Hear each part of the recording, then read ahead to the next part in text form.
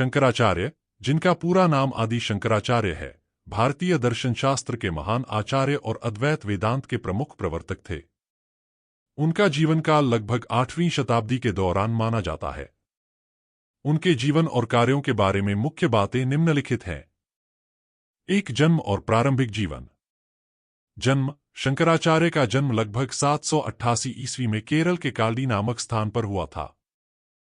माता पिता। उनके पिता का नाम शिवगुरु और माता का नाम आर्यम्बा था।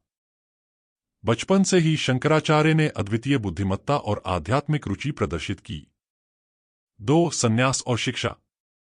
कम उम्र में ही शंकराचार्य ने संन्यास धारण कर लिया और गुरु गोविंद भगवत्पाद से शिक्षा प्राप्त की। उन्होंने वेदों, उपनिषदों और अन्य धार्मिक ग्रंथों का गहन अध्ययन किया। 3. दर्शन और कार्य। शंकराचार्य ने अद्वैत वेदांत का प्रचार किया, जो कहता है कि आत्मा, आत्मन और ब्रह्मा, परमात्मा एक ही हैं और यह दुनिया माया, भ्रम है।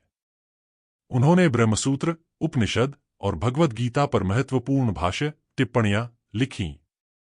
4. चार पीठों की स्थापना।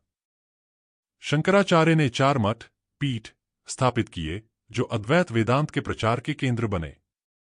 ये 4 पीठ हैं। 1. गोवर्धन पीठ, पुरी, पूर्व। 2. शारदा पीठ, द्वारका, पश्चिम। 3. ज्योतिर्मठ, बद्रीनाथ, उत्तर। 4. श्रृंगेरी पीठ, श्रृंगेरी, दक्षिण। 5. प्रवचन और भ्रमण।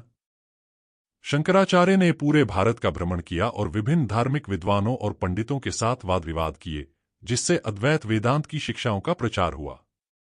उन्होंने सनातन धर्म को पुनर्जीवित किया और धार्मिक एकता को बढ़ावा दिया। 6. निधन। शंकराचार्य का निधन लगभग 820 ईस्वी में हुआ।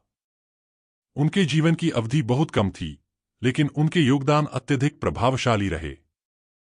शंकराचार्य का योगदान भारतीय धार्मिक और दार्शनिक परंपरा में बहुत महत्वपूर्ण है। उन्होंने न केवल वेदांत के सिद्धांतों को प्रचारित किया, बल्कि समाज में धार्मिक सुधार भी किए। उनकी शिक्षाएं आज भी व्यापक रूप से अध्ययन और पालन की जाती हैं।